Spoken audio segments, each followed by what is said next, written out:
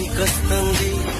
పదరా ఆ పదరా అని మెలికేస్తుంటే, పదరా ఓ పొదకే అని సై అన్నట్టే.